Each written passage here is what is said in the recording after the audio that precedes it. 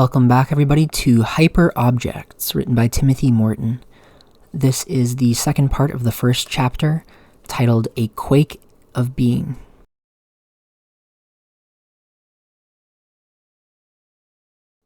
Around 1900, Einstein discovered something strange about objects. The speed of light was constant, and this meant that objects couldn't be thought of as rigid extended bodies that maintained their shape. Lorentz had noticed that electromagnetic waves shrank mysteriously, as if foreshortened as they approached light speed. By the time you reach the end of a pencil with your following eyes, the other end has tapered off somewhere. If you put tiny clocks on your eyelids, they would tell a different time than the tiny clocks on your feet lying still beneath the table as you twirl the pencil in your fingers, the tiny clocks in each fingernail registering ever so slightly different times. Of course, you wouldn't see this very clearly, but if you were moving close to the speed of light, objects would appear to become translucent and strangely compressed until they finally disappeared altogether. Space-time appeared, rippling and curved like Monet's water lilies paintings. And there must then be regions of space-time that are unavailable to my perception, even though they are thinkable, another strange confirmation of the Kantian gap between phenomenon and thing. Around 1900, Max Planck discovered something strange about objects. If you tried to measure the energy in an enclosed object, like an oven, by summing all the waves, you reached absurd results that rocketed towards infinity above a certain temperature range, the black-body radiation problem. But if you thought of the energy as distributed into packets, encapsulated in discrete quanta, you got the right result. This accuracy was bought at the terrible price of realizing the existence of a bizarre quantum world in which objects appeared to be smeared into one another, occupying indeterminate areas incapable of penetrating through seemingly solid walls. And this is yet another confirmation of the phenomenon-thing gap, opened up by Kant, for the simple reason that to measure a quantum you must fire some other quanta at it. To measure is to deflect, so that position and momentum are not measurable at the same time. The Kantian gap between phenomenon and thing places the idea of substances decorated with accidents under extreme pressure. Drawing on the breakthroughs of the phenomenologist Husserl, Heidegger perhaps came closest to solving the problem. Heidegger realized that the cupcakes of substance and the sprinkles of accidents were products of an quote, objective presencing, unquote, that resulted from a confusion within human being, or Dasein as he put it. Heidegger, however, is a correlationist who asserts that without Dasein it makes no sense whatsoever to talk of the truth of things, which for him implies their very existence. Quote, only as long as Dasein is there, gibt es, being, it can neither be said that beings are, nor that they are not, unquote. How much more correlationist do you want? The refrigerator itself, let alone the light inside it, only exists when I am there to open the door. This isn't quite Berkeleyan esse est percipi, but it comes close. Heidegger is the one who from within correlationism descends to a magnificent depth, yet he is unwilling to step outside the human world correlation, and so for him idealism, not realism, holds the key to philosophy. Quote, if the term idealism amounts to an understanding of the fact that being is never explicable by beings but is always already the transcendental for every being, then the sole correct possibility for a philosophical problematic lies in idealism, unquote. Heidegger had his own confusion, not the least of which is exemplified by his brush with Nazism, which is intimately related to his insight and blindness about being. Graham Harman, to whose object-oriented ontology I subscribe, discovered a gigantic coral reef of sparkling things beneath the Heideggerian U-boat. The U-boat was already traveling at a profound ontological depth, and any serious attempt to break through in philosophy must traverse these depths or risk being stuck in the cupcake aisle of the ontological supermarket. Harman achieved this discovery in two ways. The first way is simple flexibility. Harman was simply ready to drop the specialness of Dasein, its unique applicability to the human, in particular to the German humans.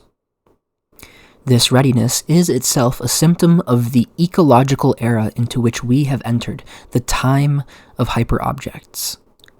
To this effect, Harman was unwilling to concede Heidegger the point that the physical reality described in Newton's laws did not exist before Newton. This line of Heidegger's thought is even more correlationist than Kant's. The second way in which Harman attacked the problem was by a thorough reading of the startling tool analysis in the opening sections of Heidegger's Being and Time. This reading demonstrates that nothing in the quote-unquote later Heidegger, its plangency notwithstanding, topples the tool analysis from the apex of Heidegger's thinking. Heidegger, in other words, was not quite conscious of the astonishing implications of the discovery he made in the tool analysis, that when equipment, for which all intents and purposes could be anything at all, is functioning or quote-unquote executing, Vollzug, it withdraws from access, Entzug, that it is only when a tool is broken that it seems to become present at hand, Vorhanden. This can only mean, argues Harman, that there is a vast plenum of unique entities, one of whose essential properties is withdrawal. No other entity can fully account for them. These entities must exist in a relatively flat ontology in which there is hardly any difference between a person and a pincushion, and relationships between them, including casual ones, must be vicarious and hence aesthetic in nature. If we are to take seriously the ontological difference between being and beings, argues Harman, then what this means is twofold. First, no realism is tenable that only bases its findings on quote-unquote ontic data that are pre-given. This would be like thinking with pre-packaged concepts. It would not be like thinking at all. Second, idealism, however, is unworkable since there exist real things whose core reality is withdrawn from access, even by themselves. Point number one, incidentally, is the trouble with science. Despite the refreshing and necessary skepticism and ruthless doubt of science, scientific discoveries are necessarily based on a decision about what real things are. Point number two is the primary assertion of OOO, Harman's coral reef beneath the Heideggerian U-boat. It will become increasingly clear as this book proceeds that hyperobjects are not simply mental or otherwise ideal constructs, but are real entities whose primordial reality is withdrawn from humans. Hyperobjects give us a platform for thinking what Harman calls objects in general. This introduction is not quite the right moment for a full explication of OOO. Outlining OOO might mean that we never got around to hyperobjects themselves, and more significantly, the subtlety of OOO itself requires a thorough examination of hyperobjects.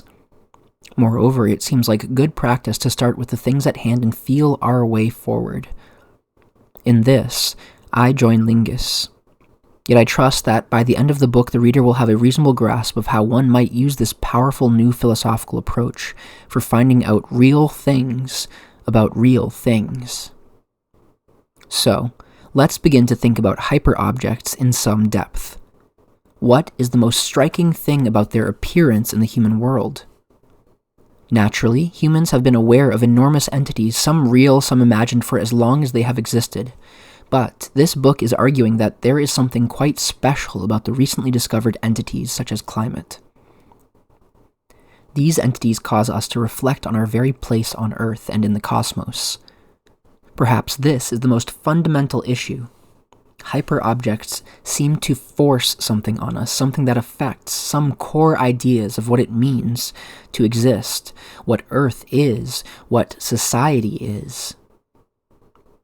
What is special about hyperobjects? There's no doubt that cosmic phenomena such as meteors and blood-red moons, tsunamis, tornadoes, and earthquakes have terrified humans in the past. Meteors and comets were known as disasters. Literally, a disaster is a fallen, dysfunctional, or dangerous or evil star. Disastron.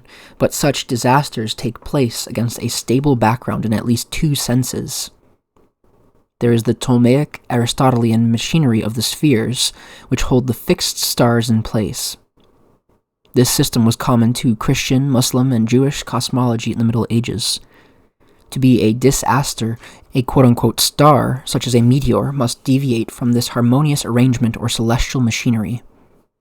Meanwhile, back on Earth, the shooting star is a portent that makes sense as a trace on the relatively stable horizon of Earth and sky.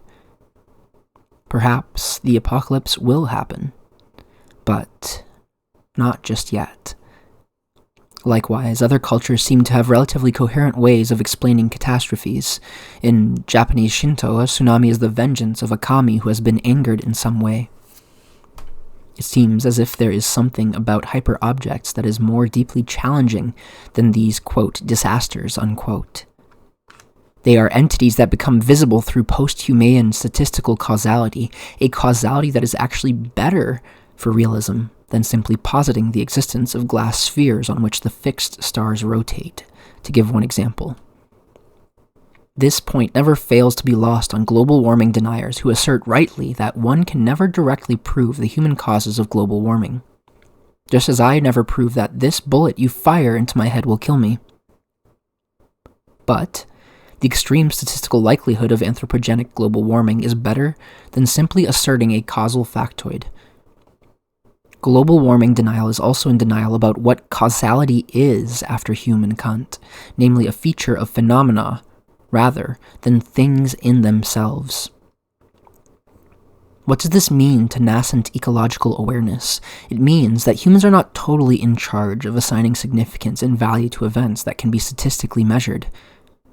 The worry is not whether the world will end, as in the old model of the dis astron, but whether the end of the world is already happening, or whether perhaps it might already have taken place. A deep shuddering of temporality occurs.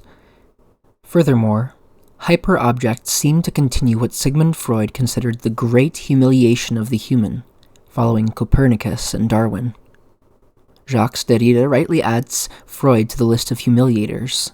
After all, he displaces the human from the very center of psychic activity. But we might also add Marx, who displaces human social life with economic organization. And we could add Heidegger and Derrida himself, who in related through subtly different ways displace the human from the center of meaning-making. We might further expand the list by bringing in Nietzsche and his lineage, which now runs through Deleuze and Guattari to Brassier. Quote, "Who gave us the sponge to wipe away the entire horizon?" Unquote. Nietzsche.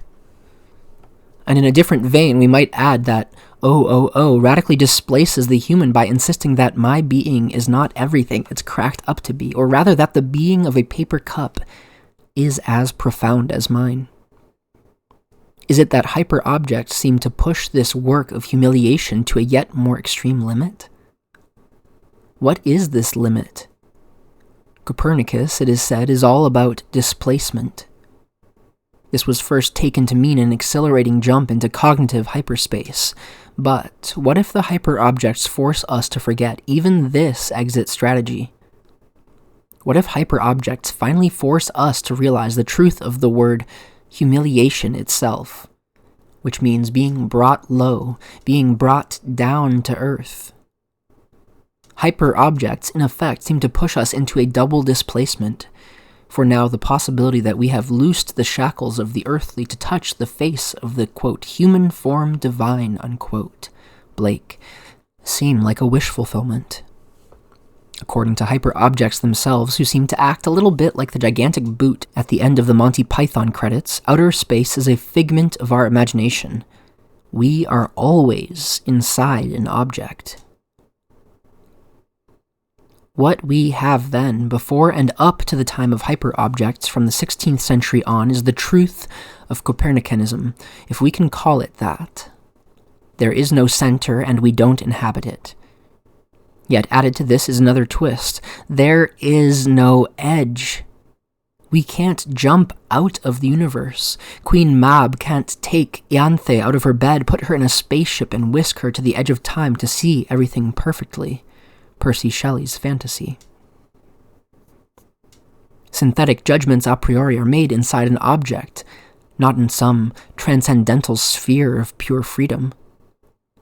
Quentin Meillassoux describes Kant's self-described Copernican turn a Ptolemaic counter-revolution, shutting knowing up in the finitude of the correlation between human subject and world.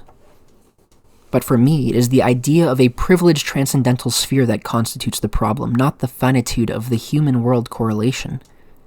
Kant imagines that although we are limited in this way, our transcendental faculties are at least metaphorically floating in space beyond the edge of the universe, an argument to which Meillassoux himself cleaves in his assertion that reality is finally knowable exclusively by human subjectivity.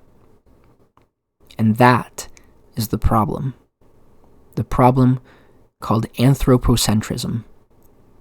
It is Kant who shows at the very inception of the Anthropocene that things never coincide with their phenomena. All we need to do is extend this revolutionary insight beyond the human-world gap. Unlike Meillassoux, we are not going to try to bust through human finitude, but to place that finitude in a universe of trillions of finitudes, as many as there are things, because a thing just is a rift between what is and how it appears, for any entity whatsoever, not simply for that special entity called the human subject. What ecological thought must do, then, is unground the human by forcing it back onto the ground, which is to say, standing on a gigantic object called Earth inside a gigantic entity called biosphere. This grounding of Kant began in 1900.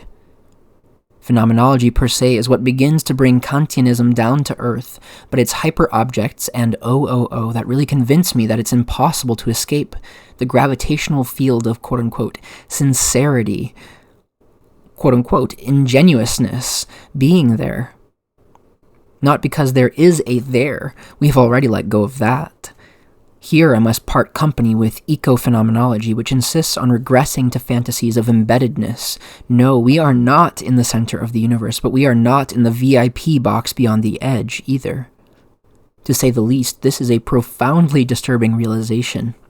It is the true content of ecological awareness. Harman puts it this way, quote, "On the one hand, scientism insists that human consciousness is nothing special and should be naturalized just like everything else. On the other hand, it also wants to preserve knowledge as a special kind of relation to the world, quite different from the relations that raindrops and lizards have to the world. For all their gloating over the fact that people are pieces of matter just like everything else, they also want to claim that the very status of that utterance is somehow special. For them, raindrops know nothing, and lizards know very little, and some humans are more knowledgeable than others. This is only possible because thought is given a unique ability to negate and transcend immediate experience, which inanimate matter is never allowed to do in such theories, of course. In short, for all its noir claims that the human doesn't exist, it elevates the structure of human thought to the ontological pinnacle." Unquote. The effect of this double denial of human supremacy is not unlike one of Hitchcock's signature cinematic techniques, the pull focus. By simultaneously zooming and pulling away, we appear to be in the same place, yet the place seems to distort beyond our control. The two contradictory motions don't cancel one another out. Rather, they re-establish the way we experience quote-unquote here. The double denial doesn't do away with human experience. Rather, it drastically modifies it in a dizzying manner. The ecological thought that thinks hyperobjects is not one in which individuals are embedded in a nebulous overarching system, or conversely, one in which something vaster than individuals extrudes itself into the temporary shapes of individuals. Hyperobjects provoke irreductionist thinking, that is, they present us with scalar dilemmas in which ontotheological statements about which thing is the most real, ecosystem, world, environment, or conversely individual, become impossible. Likewise, irony qua absolute distance also becomes inoperative. Rather than a vertiginous, anti-realist abyss, irony presents us with intimacy with existing non-humans. The discovery of hyperobjects and OOO are symptoms of a fundamental shaking of being, a being quake. The ground of being is shaken. There we were, trolling along in the age of industry, capitalism, and technology, and all of a sudden we received information from aliens, information that even the most hard-headed could not ignore, because the form in which the information was delivered was precisely the instrumental and mathematical formulas of modernity itself. The Titanic of modernity hits the iceberg of hyperobjects. The problem of hyperobjects, I argue, is not a problem that modernity can solve. Unlike Latour, then, although I share many of his basic philosophical concerns, I believe that we have been modern, and that we are only just learning how not to be. Because modernity banks on certain forms of ontology and epistemology to secure its coordinates, the iceberg of hyperobjects thrusts a genuine and profound philosophical problem into view. It is to address these problems head-on that this book exists. This book is part of the apparatus of the Titanic, but one that has decided to dash itself against the hyperobject. This rogue machinery, call it speculative realism, or OOO, has decided to crash the machine in the name of a social and cognitive configuration to come, whose outlines are only faintly visible in the Arctic mist of hyperobjects.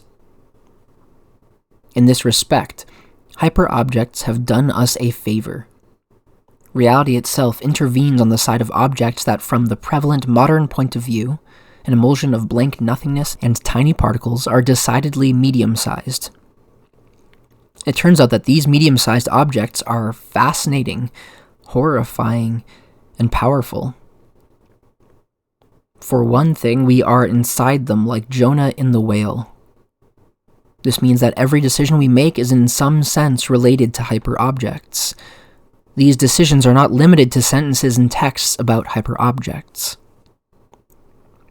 When I turn the key in the ignition of my car, I am relating to global warming. When a novelist writes about emigration to Mars, he is relating to global warming. Yet my turning of the key in the ignition is intimately related to philosophical and ideological decisions stemming from the mathematization of knowing and the view of space and time as flat, universal containers, from Descartes and Newton. The reason why I'm turning my key, the reason why the key turn sends a signal to the fuel injection system which starts the motor, is one result of a series of decisions about objects, motion, space, and time. Ontology, then, is a vital and contested political terrain. It is on this terrain that this study will concentrate a significant amount of attention. In the menacing shadow of hyperobjects, contemporary decisions to ground ethics and politics in somewhat hastily cobbled together forms of process thinking and relationism might not simply be rash, they might be part of the problem. The, quote, towering through, unquote, from Heidegger, of the hyperobject into the misty transcendentalism of modernity, interrupts the supposed quote-unquote progress that thinking has been making toward assimilating the entire universe to a late capitalism-friendly version of Macbeth, in which, in the phrase Marx quotes, quote, all that is solid melts into the air, unquote. For at the very point at which the melting into air occurs, we catch the first glimpses of the all-too-solid iceberg within the mist. For reasons I give in the second part of this book, I doubt gravely whether capitalism is entirely up for the job of processing hyperobjects. I have argued elsewhere that since the raw machinery of capitalism is reactive rather than proactive, it might contain a flaw that makes it unable to address the ecological emergency fully. Capitalism builds on existing objects such as quote-unquote raw materials, whatever comes in at the factory door. The retroactive style of capitalism is reflected in the ideology of quote-unquote the consumer and its quote-unquote demands that capital then quote-unquote meets. The ship of modernity is equipped with powerful lasers and nuclear weapons, but these very devices set off chain reactions that generate yet more hyperobjects that thrust themselves between us and the extrapolated predicted future. Science itself becomes the emergency brake that brings the adventure of modernity to a shuddering halt. But this halt is not in front of the iceberg. The halting is an aspect of the iceberg. The fury of the engines is precisely how they cease to function, seized up by the ice that is already inside them. The future, a time, quote, after the end of the world, unquote, has arrived too early. Hyperobjects are a good candidate for what Heidegger calls, quote, the last god, unquote, or what the poet Hölderlin calls, quote, the saving power, unquote, that grows alongside the dangerous power. We were perhaps expecting an eschatological solution from the sky, or a revolution in consciousness, or indeed a people's army seizing control of the state. What we got instead came too soon for us to anticipate it. Hyperobjects have dispensed with 200 years of careful correlationist calibration. The panic and denial and right-wing absurdity about global warming are understandable. Hyperobjects pose numerous threats to individualism, nationalism, anti-intellectualism, racism, speciesism, anthropocentrism, you name it. Possibly even capitalism itself. With a view to explicating how hyperobjects are already here, this book consists of a diptych that folds around its middle. First, the basic shock of hyperobjects is elucidated. The iceberg appears. In this way, the book preserves the feeling that we humans are playing catch-up with reality.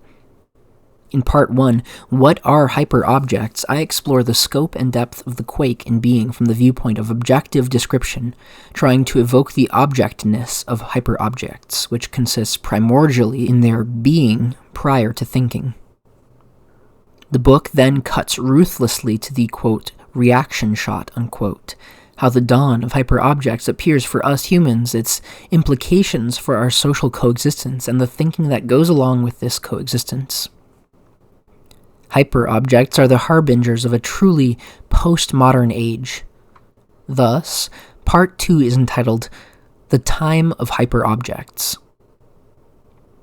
All humans, I shall argue, are now aware that they have entered a new phase of history in which non-humans are no longer excluded or merely decorative features of their social, psychic, and philosophical space.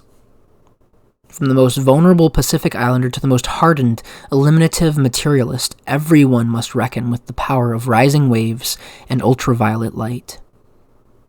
This phase is characterized by a traumatic loss of coordinates, quote, the end of the world, unquote. It also consists of an embarrassing shock to the shock troops of critique, in the form of an all-encompassing hypocrisy that demonstrates physically and without compromise the weirdness of the Lacanian truth that, quote, there is no meta-language, unquote. This truth was by no means secured by post-structuralist and postmodern thinking. Humans have entered an age of hypocrisy, weakness, and lameness, terms that have a specific valence and definition that I elucidate in Part 2. The overall aesthetic quote-unquote feel of the time of hyperobjects is a sense of asymmetry between the infinite powers of cognition and the infinite being of things. There occurs a crazy arms race between what we know and what is, in which the technology of what we know is turned against itself. The arms race sets new parameters for aesthetic experience and action, which I take in the widest possible sense to mean the ways in which relations between beings play out. Very significant consequences for art emerge, and the book ends by outlining some of them. The frequent visitor to my writing will perhaps be somewhat puzzled, even disconcerted by the substantial use of Heidegger. In the past, I have described Heideggerian philosophy as regressive and unsuitable for thinking some of the more significant features of what I have called ecology without nature. I have come to recognize that it is not so much Heidegger as a type of Heideggerianism against which I have been reacting.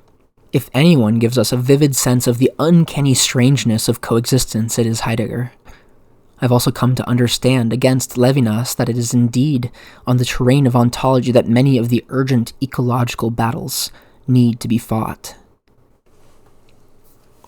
The reasons for my turn to Heidegger are without doubt not acceptable to Heideggerianism at large, and this means that certain strands of thinking in Heidegger are also rejected. The concept world remains deeply problematic, as the subsection on that concept in Part 2 makes clear. The frankly ontotheological positing of humans as the most important entity and of German humans as the quintessence of this importance is also ruthlessly rejected. It is through OOO that this book owes its debt to Heidegger. There is something attractive, perhaps suspiciously so, as it resonates with a Christian image, in the idea of a stone that the builders rejected becoming the cornerstone of new thinking. The time of hyperobjects makes use of what appears merely to be a broken tool lying around in the workshop of thinking. I refer to Heidegger's tool analysis, which until Harman's strikingly innovative appropriation of it lay around in the shop, half-heartedly handled by pragmatism and ignored by deconstruction. The turn to the tool analysis in OOO and in, quote, thing theory, unquote, is welcome. By some strange, non-Hegelian magic of the negative, it is this very tool that is the, quote, saving power, unquote, of which Hölderlin and Heidegger speak, a mute, brutal thing resonant with all the anthropocentric force of accumulated human prejudice. The Pixar movie WALL-E is the story of how broken tools save the earth. So is this book. In WALL-E, the broken tools are two obsessive robots. One, the protagonist with his melancholy collection of human trinkets. The other, a cleaning robot whose compulsion to wipe every surface forces him between the two closing sliding doors at a crucial juncture. In this book, the two robots are the two parts of the book. Part 1 of Hyperobject is the obsessive melancholic that catalogs the surfaces and dimensions of the hyperobject. Part 2 is the compulsive robot that holds open the sliding doors of history just as they appear to be snapping shut, imprisoning us in modernity forever. Since it is not possible for me not to anthropomorphize since I am a human, the first part of the book will also contain some thoughts on hyperobjects as they pertain to humans. Yet, since I am not totally stuck, quote-unquote, inside some casket-like space of humanness, the second part of the book will contain some further details on the qualities of hyperobjects themselves. Hyperobjects seem to have 5 interrelated qualities. Or rather, these qualities provide more and more accurate modes of human attunement to hyperobjects. Part 1 thus starts with an overall quality of hyperobjects, viscosity, and moves through 3 categories until we arrive at the 5th section on interobjectivity, in which it becomes clear that hyperobjects force us to rethink what we mean by object. The 3 categories are non-locality, temporal undulation, and phasing. The human reaction to the time of hyperobjects takes 3 basic forms, which I designate using the 3 sections in Part 2. The first form of reaction is the dissolution of the notion of world. The second reaction is the impossibility of maintaining cynical distance, the dominant ideological mode of our age, or rather the time before the time of hyperobjects. The third reaction has to do with what kinds of aesthetic experience and practice are now thinkable in the time of hyperobjects. Throughout Part 2, I argue that the time of hyperobjects is an age of hypocrisy, weakness, and lameness. Thanks for reading along with me. This has been Hyperobjects by Timothy Morton. We just finished up Part 2 of 2 of, it's titled, A Quake in Being. This book is fairly heady, and I think it might be slightly inaccessible, so I probably won't spend too much time reading the rest of it. I'll put a link in the description to a digital version, but please also consider buying a physical copy or supporting the authors directly with a donation, if you're able to financially.